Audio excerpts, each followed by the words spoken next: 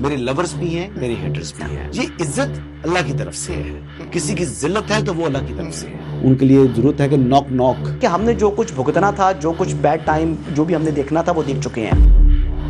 حسن ایوب خان کے تمام دیکھنے والوں کو السلام علیکم. ناظرین، تین چار خبروں پر ہم نے آج بات کرنی ہے، لیکن پہلے جو مین خبر ہے وہ سہیل آفریدی صاحب نے اپنا پہلا اجلاس کیا بطور وزیر اعلیٰ، اور جس کے اندر انہوں نے یعنی تمام بیوروکریسی موجود تھی. کیبنٹ تو ابھی بنی نہیں، کیونکہ اس حوالے سے وہ انتظار کر رہی ہیں کہ ان کو ہائی کورٹ کی جانب سے اجازت ملے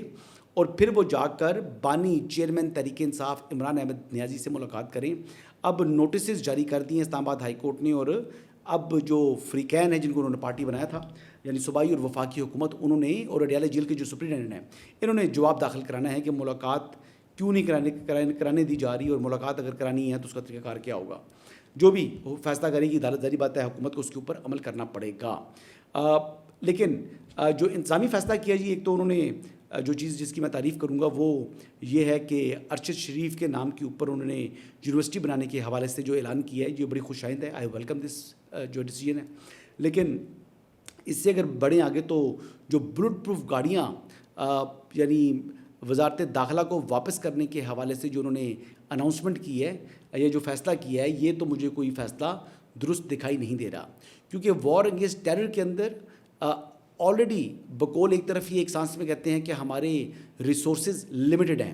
اور فیڈرل گورنمنٹ جو ہے وہ ہمارے ساتھ تعاون نہیں کر رہی، جو ہمارا ڈیو رائٹ بنتا ہے وہ پرووائڈ نہیں کر رہی. تو پھر ساتھ جو گاڑیاں مل رہی ہیں ان کو یہ کہنا کہ پرانی گاڑیاں تو نہیں ہیں. میرے خیال سے بلٹ پروف گاڑی ہی کروڑوں روپے والیت کی ہوتی ہے. تو یہ گاڑیاں جو یہ واپس کر رہے ہیں، جو کہ پولیس فورس کو ملی تھی، لا انفورسمنٹ ایجنسیز کو دی تھی، یہ واپس کرنے کا میرے خیال سے ان کا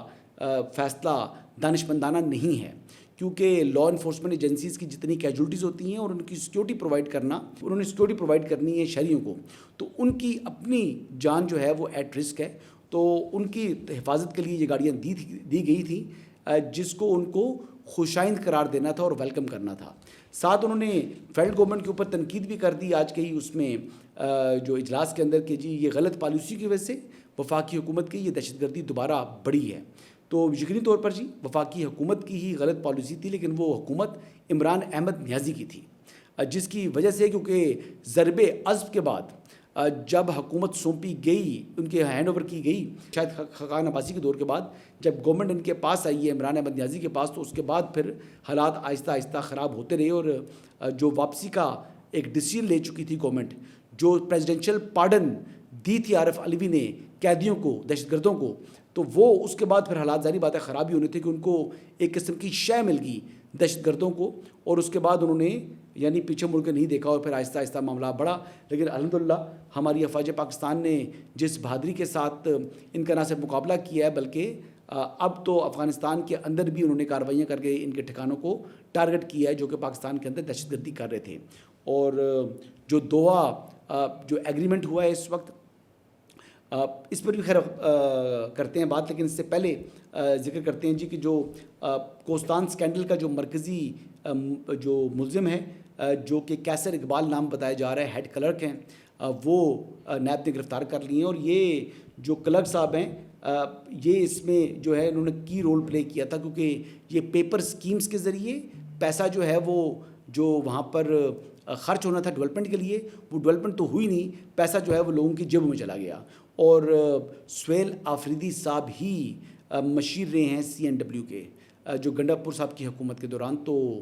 یہ معاملہ بھی کیا رخ اختیار کر سکتا ہے؟ سوال یہ ہے، میں نہیں کہہ ایکیوز کر رہا کہ ہی از انوالوڈ، میں کہہ رہا ہوں کہ پاسبلٹی ہے جی. اور پاسبلٹی اب کس سمت میں یہ معاملہ بڑھتا ہے یہ آنے والا وقت بتائے گا. دوسرا دہشت گردی کے حوالے سے میں بات کر رہا تھا، تو دہشت گردی کے حوالے سے ہی جو پولیس لائنز جو ہے DA خان کے اندر جو کہ پولیس ٹریننگ کالج تھا، وہاں کے اوپر جس قسم کی دہشت گردی کی کارروائی ہوئی ہے، اور اسی وقت بھی علی مین گنڈا پور صاحب کی جو ریلی تھی وہ DA خان آئی تھی. تو اور یہ واقعہ اس ریلی کے گزرنے کے بعد وہاں پر پیش آیا. تو گورنر خیبر پختونخوا فیصل کریم کنڈی صاحب نے سوالات اٹھا دیے ہیں اور وہ جو اس کے ساتھ ملکہ نادرا کا دفتر تھا جس کا تمام ریکارڈ جل گیا ہے وہ اس کے اوپر سوال اٹھا رہی ہیں کہ کیا ڈیلیبریٹلی ٹارگٹ تو نہیں کیا گیا کہ کوئی افغان نیشنلز کو پاکستانی نیشنل بنایا جا رہا تھا. لیکن سوالات اٹھا رہی ہیں جس کے حوالے سے تو بات جو ہے وہ بہتر وقت کے پر سامنے آئے گی, لیکن انہوں نے کافی سوالات اٹھائے ہیں اور یہ جو مین اسٹریم میڈیا ہے اس کے اوپر یہ بات آ رہی ہے.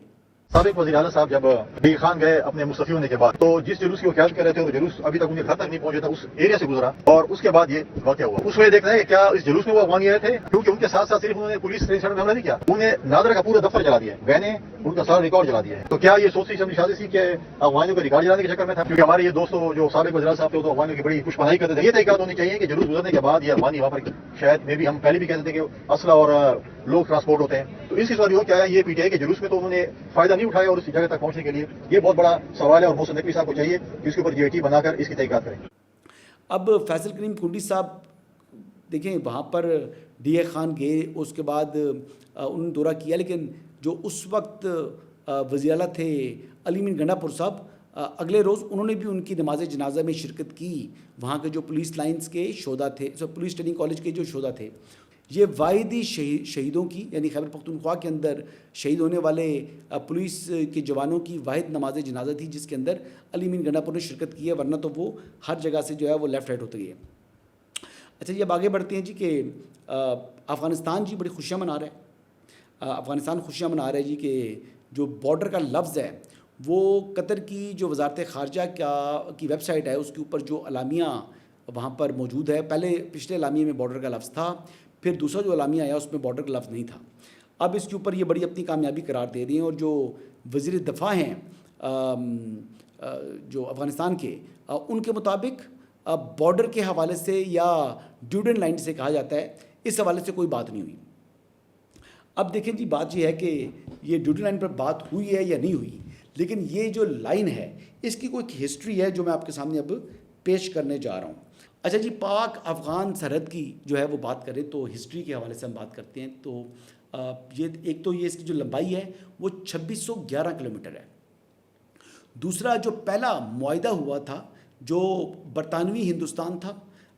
جس پر جب یہاں پر برطانوی راج تھا, یہ 1893 کے اندر یہ معاہدہ ہوتا ہے جو افغانستان کے اس وقت حکمران تھے امیر عبد الرحمان صاحب. یہ 1893 میں ایگریمنٹ ہوتا ہے جی, اور پھر 1905 میں جو امیر حبیب اللہ ہیں انہوں نے بھی یعنی ان کی جو افغان حکومت تھی اس نے بھی اس ایگریمنٹ کی تصدیق کی. اب اس سے آگے اگر آئیں جی 1919 میں جب یہ تیسری اینگلو افغان جو ہے وہ جنگ کے بعد 1921 میں دوبارہ معاہدہ ہوتا ہے, اور یہ معاہدہ جو ہے یہ جو ریکارڈ کا حصہ ہے, یہ جو اس وقت سرکاری دستاویزات موجود ہیں جو پاکستان کے پاس بھی ریکارڈ موجود ہے, برطانیہ کے پاس بھی ریکارڈ موجود ہے, بلکہ ایون کہ یہ تو ہر جگہ یہ ریکارڈ جو ہے موجود ہوگا. پھر اسی جو ایگریمنٹ ہوا تھا یعنی 1919 کے اندر وہ ریکارڈ جو ہے جو معاہدہ ہوا تھا وہی معاہدہ جب 1947 میں پاکستان بنتا ہے تو وہ پاکستان نے انہیرٹ کیا. تو جو انہیرٹ کیا وہی ایک بارڈر ہے بٹوین پاکستان اینڈ افغانستان جو اب اقوام متحدہ بھی اس کو ریکگنائز کرتی ہے. اب جب یہ معاہدہ ہے اور اس کے اوپر بارڈر نہ یعنی ہونے کی وہ بات کر رہے ہیں تو ان کے کہنے کا مقصد یہ ہے کہ پاکستان کا بہت سا حصہ ہے جو کہ وہ کلیم کرتے ہیں افغانی کہ وہ شاید افغانستان کا حصہ ہے, جو کہ عملی اعتبار سے اگر دیکھا جائے جو ایگریمنٹس ہوئے تھے بٹوین گورنمنٹس اس کے لحاظ سے وہ غلط بات کرتے ہیں. وہ سیاسی بیان ہے, وہ سیاسی ایک یعنی کہا جا سکتا ہے نعرہ ہے. اب اس معاملے کے اندر جو خوشیاں منا رہے ہیں تو یہ تو پھر پاکستان کے لیے تو ون ون سچویشن ہے. پاکستان نے جو اس وقت پوسٹیں عارضی طور پر اپنے قبضے میں رکھی ہوئی ہیں جو چھوڑ کر بھاگ گئے تھے افغان طالبان کے لوگ تھے, سیکورٹی فورسز جو ان کی تھی, تو وہ پاکستان پھر بفر زون بنا لے گا اپنا. پھر پاکستان کے لیے تو یہ ون ون سچویشن ہے. بلکہ میں کہتا ہوں 20-25 کلومیٹر جو ہے نا وہ جا کر نا تو 2600 کلومیٹر کو لمبا جتنا بارڈر ہے اس کے اندر پھر کھینچ لیں. تو پھر یہ اگر وہ چاہتے ہیں تو وہ زیادہ بہتر ہے. لیکن میرے خیال کے مطابق ابھی وزیر دفاع جو ہمارے ہیں خواجہ محمد آصف صاحب انہوں نے الجزیرہ کو انٹرویو دیا ہے جس میں وہ فرما رہے ہیں کہ جی اب تو ہم ٹریڈ بھی کھولنے جا رہے ہیں ان کے ساتھ, جو سیکنڈ میٹنگ ہونی ہے، اور اس پر اتفاق کیا ہے افغانستان کے جو وزیر دفاع صاحب ہیں کہ جناب ہم اس معاملے کے اوپر یقینی بنائیں گے کہ ان کی سائڈ پر ایک تو بارڈر کو بھی مینٹین کیا جائے، اور سیکنڈ یعنی اسمگلنگ وغیرہ یہ جو دہشت گردوں کی پاکستان کے اندر آمد ہے اس کو روکنے کے حوالے سے وہ اقدامات کریں گے۔ سیکنڈ جو ٹریڈ ہے وہ پاکستان کھول لے گا، اور جو ریفیوجیز ہیں ان کی ریپیٹریشن پاکستان کرے گا، لیکن جن کے پاس اسٹیٹس ابھی ہے، ویزا ہے، وہ لوگ رہ سکیں گے۔ اچھا جی، اگلی بات کرتے ہیں جی تھاتیدہ اچکزئی صاحبہ جو کہ صاحبزادی ہیں محمود خان اچکزئی کی۔ یہ آپ ان کی بایو دیکھیں ٹویٹر کے اندر، جس پہ انہوں نے صرف افغانستان کا جھنڈا لگایا ہوا ہے، پختونخوا پی کے میپ کا اور افغانستان کا جھنڈا ہے۔ ان کا اپنا پاکستان کا جھنڈا انہوں نے شامل ہی نہیں کیا ہوا اپنی بایو کے اندر، تو اب یہ دیکھ لیں کہ یہ کیا ہے جی۔ اچھا، پھر انہوں نے ایسا بیان دیا، ایسا ٹویٹ کیا جس میں وہ کہہ رہی ہیں جی کہ پاکستان اسرائیل بن گیا ہے، تو پھر لوگوں نے تنقید کرنی تھی۔ اب کہا جا رہا ہے کہ نامعلوم لوگوں کی طرف سے ان کو ہراساں کیا جا رہا ہے، وہ نامعلوم نہیں ہے، وہ معلوم ہے، اور وہ پورے جو ہے نا وہ پاکستانی عوام ہے جو کہ ان کو لان تان کر رہی ہے ٹویٹر کے اوپر، اور وہ چیز جو ہے وہ ان کے لیے اب برداشت نہیں ہو رہی۔ ہم لوگ تو بڑے تھک سکن ہو چکے ہیں، پی ٹی آئی کی مہربانی ہے، اب تو جو مرضی یہ بات کرے سمجھ نہیں آتی۔ بہرحال جی، اب ایک اور اہم بات ہے جی، آخری بات کریں گے جی کہ جو مریم نواز شریف صاحبہ نے جو پنجاب میں 30 اضلاع متاثر ہوئے ہیں سیلاب سے بری طریقے سے، اس کے جو متاثرین ہیں ان میں امداد تقسیم کرنی شروع کر دی، اور مریم نے امداد تقسیم کرتے ہوئے کن خیالات کا اظہار کیا، یہ سنتے ہیں۔ میں نے یہ سوچا کہ پہلے میرے پاس جو وسائل ہے، پنجاب کے عوام کی امانت ہے، پہلے میں وہ ان کے قدموں میں رکھوں۔ کسی سے میں نے کوئی مدد نہیں مانگی، اور یہ اللہ تعالیٰ کا شکر ہے، اللہ تعالیٰ کی دین ہے کہ آج لوگ پنجاب کی مثال دیتے ہیں، پنجاب کی ترقی میں کی مثال دیتے ہیں، پنجاب کے اندر ہونے والے کاموں کی مثال دیتے ہیں۔ ہر شہر میں ماشاءاللہ گرین بس چلی ہے، جس کا صرف اور صرف 20 روپے کرایہ ہے، اور ان شہروں میں چلیے جن شہروں نے کبھی سرکاری ٹرانسپورٹ جیسی کوئی چیز دیکھی نہیں تھی۔ میں نے آغاز اس کا چھوٹے شہروں سے کیا۔ میں چاہتی ہوں کہ جو ترقی بڑے شہروں میں آتی وہی ترقی چھوٹے شہروں میں بھی آئے۔ میں چاہتی ہوں کہ بڑے شہر کے جو عوام ہیں ان کو جو سہولت ملتی وہی سہولت چھوٹے شہروں کے لوگوں کو بھی ملے، تاکہ عوام کو یہ پتا چل جائے کہ مریم نواز شریف ان کی بھی اتنی ہی بیٹی ہے، اتنی وزیر اعلیٰ جسے وہ کسی لاہور کی ہے، کسی اور شہر کی ہے۔ میرے دل میں کوئی تفریق نہیں ہے، اور اس طرح پنجاب میں سیلاب سے متاثرہ ہر شخص، ہر خاندان مریم نواز کے لیے اتنا ہی اہم ہے جتنا مریم نواز کا اپنا خاندان ہے۔ دیکھیے جی، مریم نواز شریف صاحبہ بڑی ڈٹرمنٹ تھی، جو بات کہہ رہی ہیں وہ کر رہی ہیں، اور جو پنجاب کی ترقی کے حوالے سے بات کر رہی ہیں کہ الحمدللہ لوگ مثالیں دے رہی ہیں، تو یہ بات درست ہے۔ اب پنجاب کے اندر آپ دیکھ لیں کہ جو بات ان کا یہ کہنا بھی درست ہے مریم نواز شریف صاحبہ کا کہ یہ الیکٹرک بسز جو ہیں وہ ان ضلعوں میں جو ہے وہ اس وقت، یا ان شہروں میں جو ہے وہ شروع کی ہیں جہاں پر اس سے پہلے سرکاری ٹرانسپورٹ موجود نہیں تھی۔ تو 900 بسز کا ایڈیشن ہے جی، اور یہ بڑا ایک عوام کے لیے سہولت ہے۔ 20 روپے کرایہ ہے اس کا، اور یہ بڑا ہی معمولی کرایہ ہے، اور جس طرح کا سٹینڈرڈ ہے یہ انٹرنیشنل سٹینڈرڈ کی بسز ہیں، اور الیکٹرک جو ہے یہ بسز ہیں۔ تو یہ کریڈٹ جناب گوز ٹو مریم نواز شریف صاحبہ۔ بالکل اس بات میں بالکل نہیں انسان کو جو ہے وہ کنجوسی کرنی چاہیے، اور جس طریقے سے انہوں نے بولڈ اور بریو ڈیسیجنز لیتی ہیں مریم نواز شریف صاحبہ، اور وہ جہاں پر ان کو پرنسپلی ایگری ہو جائیں تو پھر وہ بڑی سے بڑی جو مشکل ہے اس کو ٹکر دینے کو تیار ہو جاتی ہیں، اور یہ چیز ہم نے نیب کو جب انہوں نے ٹکر دی تھی پہلی مرتبہ تو وہ چیز ہم نے وہ وٹنس کی تھی۔ اچھا، کوئی اہم پیش رفت ہوئی تو انشاءاللہ 9 بجے دوبارہ آپ کے ساتھ ملاقات ہو جائے گی، اور کوئی امپورٹنٹ ڈیولپمنٹ نہ ہوئی، کوئی ایسی بڑی خبر نہ آئی تو پھر انشاءاللہ کل ملاقات ہوگی۔ اجازت چاہوں گا، اللہ حافظ۔